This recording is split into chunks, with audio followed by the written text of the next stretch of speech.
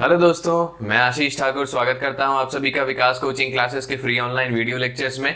तो पिछले लेक्चर तक हमने क्या किया था, motion in a straight line शुरू किया था। उससे पहले उसके बेसिक्स भी देखे थे, वेलोसिटी, एक्सेलरेशन वगैरह के बारे में। और आज के लेक्चर में हम देखने वाले हैं one dimensional motion in A vertical line. पिछले लेक्चर तक हमने देखा था हॉरिजॉन्टल लाइन पे, मतलब अगर कोई सड़क पे गाड़ी चल रही है तो उसके मोशन के बारे में हमने बेसिक पढ़ा था। अब हम पढ़ने वाले हैं जो अगर किसी बॉल को हम ऊपर फेंकते हैं तो ये क्या हो गया, एक वर्टिकल मोशन हो गया। तो मतलब अगर सीधी वर्टिकल स्ट्रेट लाइन में मोशन हो रहा है तो जो मोशन होगा उसकी स्टडी हम यहाँ पर करने वाले हैं। अब क्या होता है कि जैसे हमने बहुत पहले ही पढ़ा है कि ग्रेविटी लगती है अगर किसी भी बॉडी पे, ठीक है। तो ग्रेविटी लगती है अगर कोई भी बॉडी हम ऊपर उछाले। वैसे तो ग्रेविटी सब पे लगती है, मतलब ग्रेविटेशनल फोर्स। अर्थ क्या करता है, किसी भी बॉडी को अपनी तरफ खींचता है। तो जब अपनी तरफ खींचता है तो वो क्या करता है, किसी भी बॉडी को अगर हम देखें, अगर कोई अकेला बॉडी है तो उस पर हमें ऐसा नहीं लगता है कि कोई अलग सा फोर्स लग रहा है, मतलब कोई लगाता हुआ नहीं दिखता है, ठीक है। पर फिर भी उस पर क्या होता है, एक्सेलरेशन ड्यू टू ग्रेविटी लगता है और ग्रेविटेशनल फोर्स लगता है। तो अब हम क्या करेंगे, एक्सेलरेशन ड्यू टू ग्रेविटी के बारे में जानेंगे, फ्री फॉल के बारे में जाने होंगे कि जो भी हमने सुना होगा अगर फ्री फॉल के बारे में कि फ्री फॉल क्या होता है वो हम जानेंगे। और जैसे हमारे सामने क्या कुछ कुछ कंफ्यूजन्स आ जाते हैं कि अगर कोई दो बॉडी हम ले और दोनों बॉडी को हम एक साथ छोड़े, अगर एक बॉडी 5 kg है, एक बॉडी 1 kg है, तो दोनों में से पहले कौन गिरेगा। तो गलत जवाब क्या देते हैं लोग कि 5 kg वाला पहले गिरेगा क्योंकि उसका मास ज्यादा है। लेकिन ऐसा नहीं होता है, वो क्या होता है, मास के इंडिपेंडेंट होता है, ठीक है। तो मास के इंडिपेंडेंट होता है तो क्या होता है कि दोनों बॉडी जो है, चाहे ये हल्की हो या भारी हो, वो दोनों के दोनों साथ में गिरती है अगर हम एयर रेजिस्टेंस को नहीं ले तो चलिए हम शुरू करते हैं वर्टिकल मोशन के बारे में। तो अब क्या होता है, सबसे पहले हमें जानना होगा कि फ्री फॉल होता क्या है। फ्री फॉल क्या है, अब जनरली हमारे दिमाग में आता है फ्री फॉल सुन के कि अगर कोई भी बॉडी सिर्फ अगर नीचे गिर रही है, अगर हमने किसी बॉडी को छोड़ रखा है, मान लो अगर इस पेन को हमने छोड़ रखा है तो जब तक मेरे हाथ में आया तब तक क्या था, इसने फ्री फॉल किया, ऐसा हम बेसिक मानते हैं। लेकिन ऐसा नहीं है। किसी भी बॉडी पे अगर फोर्स जो लग रहा है वो सिर्फ और सिर्फ ग्रेविटेशनल फोर्स है तो वो बॉडी फ्री फॉल करेगा। मतलब हम कहेंगे कि कोई सी भी बॉडी पे अगर सिर्फ ग्रेविटेशनल फोर्स लग रही है और दुनिया की कोई सी भी फोर्स नहीं लग रही है तो हम कहेंगे कि वो क्या है, बॉडी फ्री फॉल कर रहा है। मतलब कि अगर हम किसी बॉडी को ऊपर भी फेंक रहे हैं तो अगर ऊपर फेंक रहे हैं तो क्या है, वो धीरे धीरे जाकर एक टॉप पॉइंट आता है, वहां पे जाकर उसकी वेलोसिटी 0 हो जाती है, फिर वो नीचे आती है। तो हम कह सकते हैं कि जब हमने इसको अपने हाथ से छोड़ा, मतलब जब हमने ऊपर फेंका तो हमारे हाथ से छूटने के बाद इस बॉडी पे क्या है, कौन सी फोर्स लग रही है, सिर्फ और सिर्फ ग्रेविटेशनल फोर्स लग रही है जो इसको ऊपर जाने से रोक रही है। तो उस टाइम भी क्या होगा, वो बॉडी फ्री फॉल में होगा, मतलब वो बॉडी फ्री फॉल कर रहा होगा। तो हम कहेंगे कि अगर सिर्फ और सिर्फ ग्रेविटेशनल फोर्स उस बॉडी पे लग रहा है तो वो बॉडी क्या करेगा, फ्री फॉल करेगा।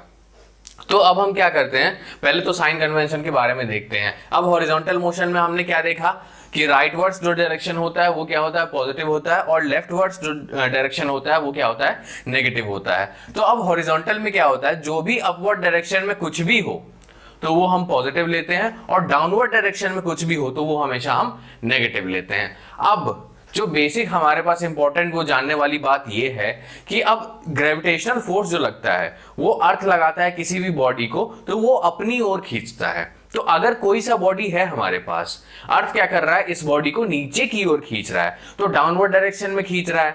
तो अगर फोर्स लग रहा है तो एक्सेलरेशन भी लग रहा होगा। तो एक्सेलरेशन ड्यू टू ग्रेविटी जो लगेगा वो क्या लगेगा, हमेशा डाउनवर्ड डायरेक्शन में लगेगा।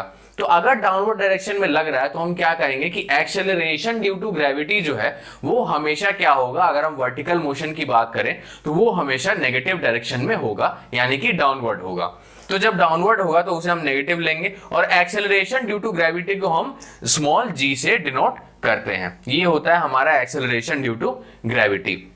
अब क्या है कि एक्सेलरेशन वो क्या हो गया, -g।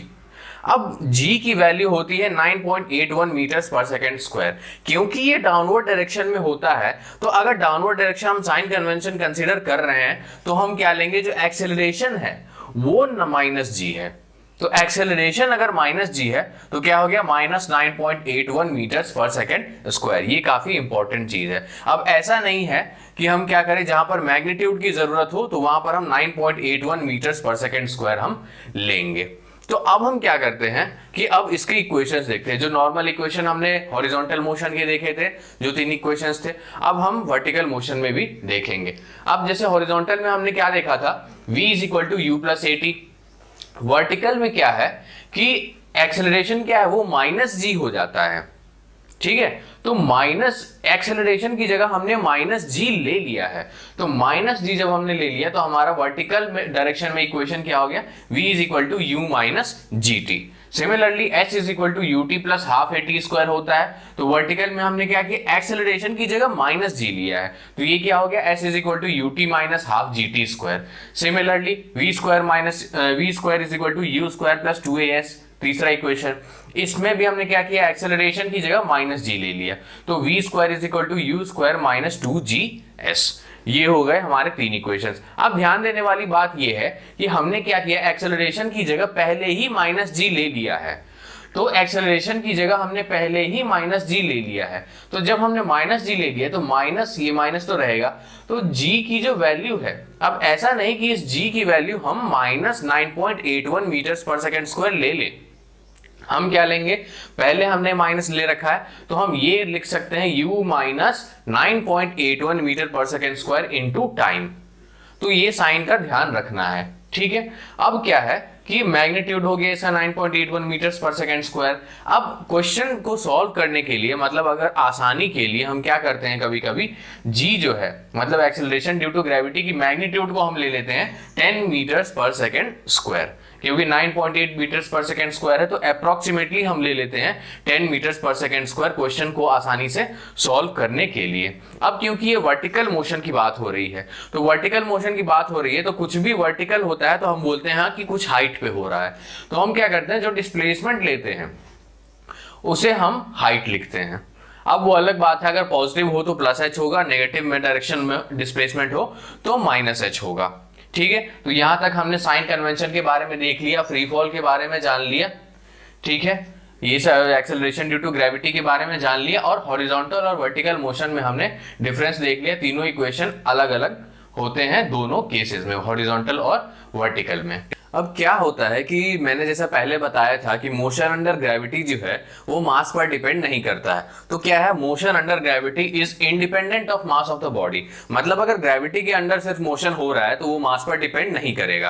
कहने का मतलब, अगर कोई बॉडी है हमारे पास, एक बॉडी है यहाँ पे हमारे पास 5 kg का, और दूसरा बॉडी है हमारे पास यहाँ पे 1 kg का। ग्राउंड लेवल से क्या है, इन दोनों की जो हाइट है वो हमने मान लिया कि 10 मीटर है।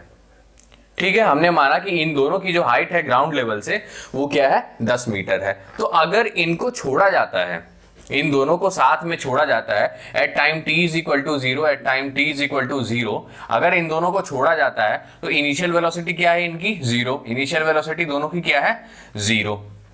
अब क्या है, क्योंकि हमने तीनों इक्वेशन ऑफ मोशंस जो देखे थे वर्टिकल मोशन के लिए, उसमें क्या था कि हमारे पास कहीं पे भी मास नहीं था।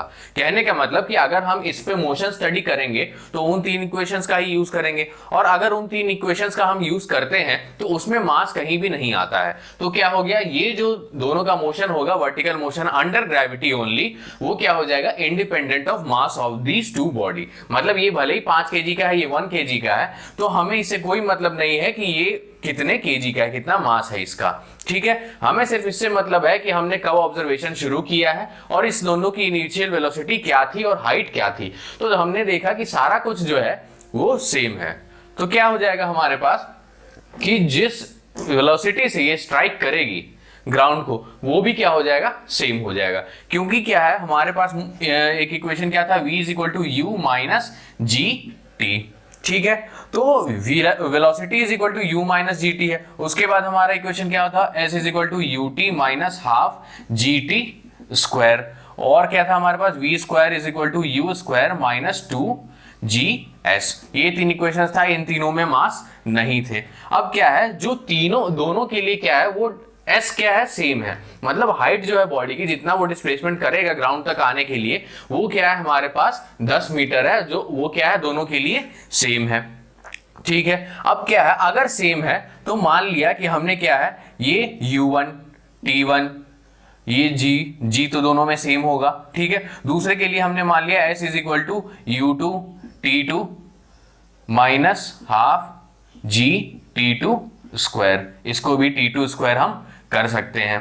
तो अगर हम दोनों को इक्वेट करेंगे, अगर हम दोनों को इक्वेट करेंगे तो हमारे पास क्या मिलके आएगा कि s तो सेम है, तो u1 t1 minus half g t1 square, यहाँ पे t1 होगा, is equal to u2 t2 minus half g t2 square. तो इस तरह से हम सॉल्व कर सकते हैं। अब हमें क्या पता है कि u क्या है, 0 है, u1 क्या है, 0 है, u2 क्या है, 0 है। तो ये वाला टर्म तो ऐसे ही खत्म हो गया और ये वाला टर्म भी ऐसे ही खत्म हो गया। उसके बाद क्या है, हाफ और हाफ कैंसिल हो जाएगा, g और g कैंसिल हो जाएगा, नेगेटिव नेगेटिव कैंसिल हो जाएगा। हमारे पास क्या बचा, t1 square is equal to t2 square. मतलब हम फाइनली क्या लिख सकते हैं कि t1 is equal to t2, और t1 is equal to t2 कहने का मतलब कि जितना टाइम इसको लगा ग्राउंड तक आने में और जितना टाइम इसको लगा ग्राउंड तक आने में, तो t1 इज इक्वल टू क्या हो जाएगा, t2। मतलब दोनों को सेम टाइम लगेगा ग्राउंड लेवल तक आने में, मतलब इतना डिस्प्लेसमेंट करने में। तो ये हमने देख लिया कि टाइम दोनों को सेम लगेगा। अब हम जानते हैं कि वेलोसिटी क्या होगा जब दोनों ग्राउंड पे पहुंचेगा। मान लिया ये पहुंचा यहाँ पे, इसकी वेलोसिटी v1 है, ये पहुंचा ग्राउंड पे, इसकी वेलोसिटी क्या है, मान लिया हमने v2 है। तो अब v1 v2 जब हमने माना है तो क्या हो जाएगा, एक equation v1 is equal to u1 minus g t1, दूसरा equation v2 is equal to u2 minus g t2। ठीक है, ये दो इक्वेशंस हो गए। अब टाइम क्या है, t1 is equal to t2 है, तो t1 is equal to t2 है, मतलब कहने का कि v2 माइनस अगर हम u2 करें, या फिर ये क्या हो जाएगा, u2 क्या हो जाएगा, 0 हो जाएगा, initial velocity 0, u1 is equal to 0, initial velocity दोनों बॉडी की 0 है। तो हमारे पास जो इक्वेशन बचेगा, ये वाला जो इक्वेशन बचेगा वो हमारे पास क्या बचेगा, v1 is equal to minus g t1। दूसरा इक्वेशन हमारे पास क्या बचेगा, v2 is equal to minus g t2। अब हमें पता है कि t1 is equal to t2 है। ठीक है, तो क्या हो जाएगा, v2 बाई g अगर हम करें, या फिर हम क्या कर सकते हैं कि अगर g दोनों में सेम है, t1 और t2 सेम है, तो हम कह सकते हैं कि t1 और t2 अगर सेम है तो v1 भी क्या हो जाएगा, हम कह सकते हैं कि माइनस जी t2, क्योंकि क्या है, t1 is equal to t2 है। तो इन तीन इक्वेशन से हमें क्या पता चला कि v1 और v2 क्या है, सेम है, मतलब v1 is equal to v2। मतलब दोनों की जो वेलोसिटी है जब वो ग्राउंड पे स्ट्राइक करेगी दोनों बॉडी, तो दोनों की वेलोसिटी भी सेम है और टाइम जो लगा इन दोनों को नीचे आने में वो भी क्या होगा, सेम होगा, t1 is equal to t2। और हमने देखा कि v1 is equal to v2 जब वो ग्राउंड पर पहुंच रहे हैं। तो अगर किसी भी दो बॉडी को हम फेंकेंगे, हम ये कह सकते हैं कि उसके मास पर डिपेंड नहीं करता है कुछ भी उसका मोशन, अगर वो सिर्फ ग्रेविटी के अंडर में है, मतलब सिर्फ ग्रेविटेशनल फोर्स उस पर लग रहा है। तो ये हमने देख लिया। तो चलिए अब हम आगे बढ़ते हैं। अब एक और इंपॉर्टेंट पॉइंट हमारे पास क्या है कि through the same distance time taken to go up is equal to time taken to fall down. मतलब अगर हम सेम डिस्टेंस लेते हैं, मान लिया हमने कुछ इतना सा डिस्टेंस लिया है और क्या है, इसी डिस्टेंस में हमने क्या किया, यहां से बॉल को थ्रो किया ऊपर, ये यहां तक पहुंचा और यहां से वो वापस नीचे गिर गया यहां तक।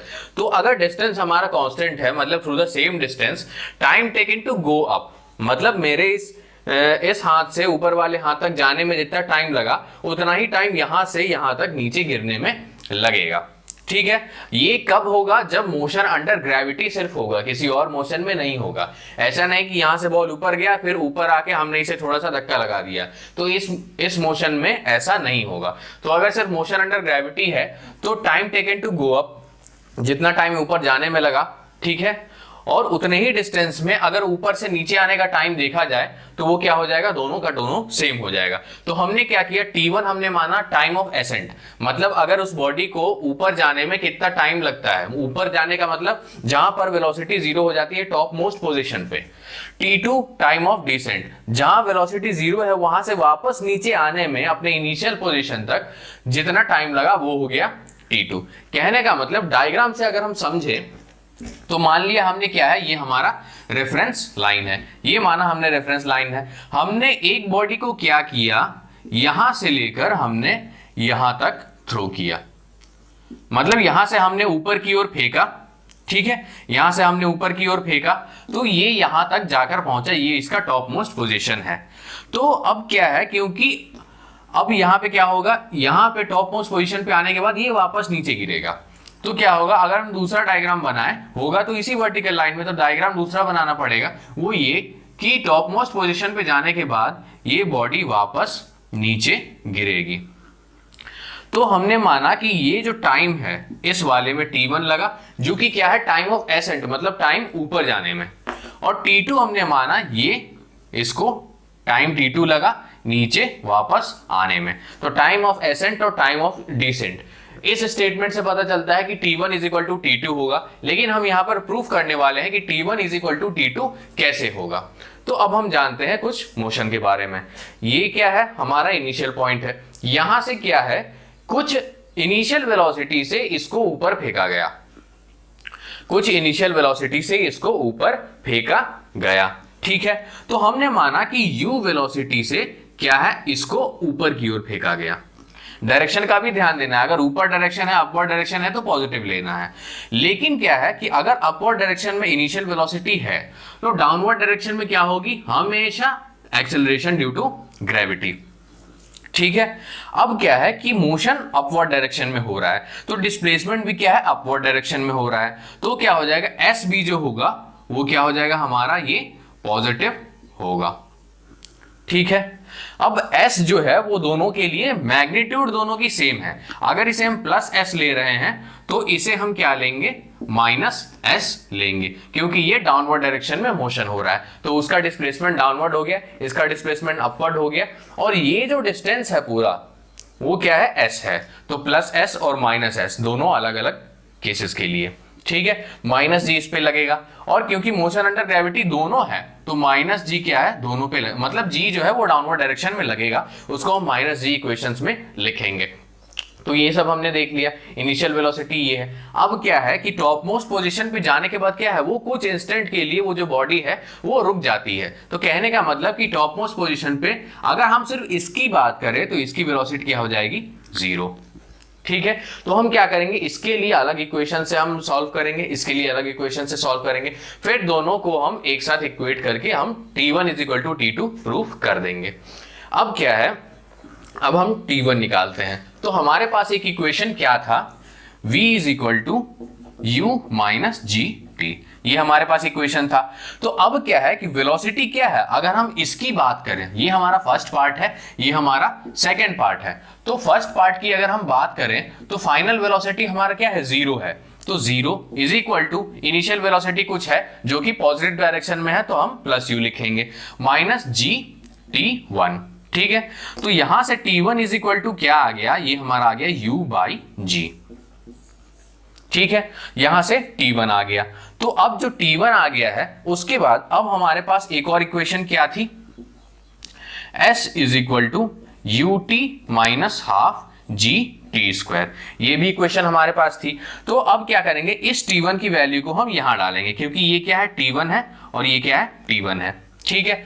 तो s जो हम निकालेंगे, क्योंकि s दोनों के लिए सेम है, बस डायरेक्शन का अंतर है। तो s क्या है, s is equal to u into t1 हमारे पास क्या है, u by g minus half g multiplied by t1 का स्क्वायर, मतलब u square upon g square. तो एक g से एक g कैंसिल हो गया, हमारे पास क्या बचा, u square by g minus half u square by जी।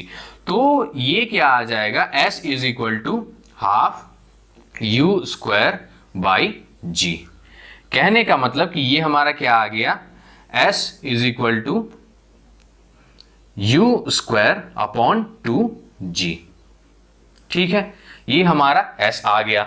ये पहले केस में s है, तो दूसरे केस का भी जो s होगा, जो डिस्प्लेसमेंट होगा वो क्या होगा, यही होगा, बस क्या होगा, नेगेटिव डायरेक्शन में होगा। तो ये आ गया हमारे पास। अब क्या है कि इसकी क्या है, इनिशियल वेलोसिटी 0 है। अब ये हमने देख लिया, अब हमें इसकी मोशन देखनी है। तो यहां से ये स्टार्ट हो रहा है और यहां फिनिश हो रहा है, तो इनिशियल वेलोसिटी इस केस में क्या है, 0 है, ठीक है। तो अब क्या है हमारे पास, इक्वेशन ऑफ मोशन क्या है, s is equal to u t minus half g t square. अब हम इसके इक्वेशन की बात करेंगे तो हम क्या करेंगे, ये T2 ले लेंगे, ठीक है। और S क्या है, दोनों में सेम है, तो S is equal to u क्या है, यहां पे 0 है तो ये वाला टर्म 0 हो गया, हमारे पास बचा माइनस हाफ जी T2 का स्क्वायर, ठीक है। यहां तक हमने देख लिया। अब क्या है कि S is equal to u square by 2g है, ये हमने इस वाले से इस वाले मोशन से हमने निकाल लिया था, लेकिन क्या है दोनों की डायरेक्शन अलग है, तो इसको हमने प्लस s लिया था तो इसको माइनस s लिया था।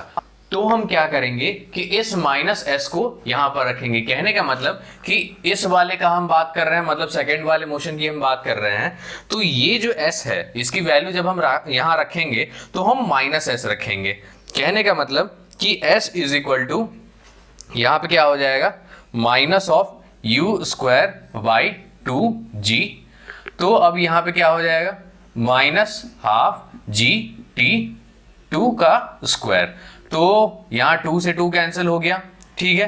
तो यहां माइनस से माइनस कैंसिल हो गया, तो फाइनली जो आया हमारे पास वो हमारे पास क्या आ गया, T2 का square is equal to u square upon g square. तो जब हम स्क्वायर हटाएंगे तो क्या बचेगा हमारे पास, T2 is equal to u by ji.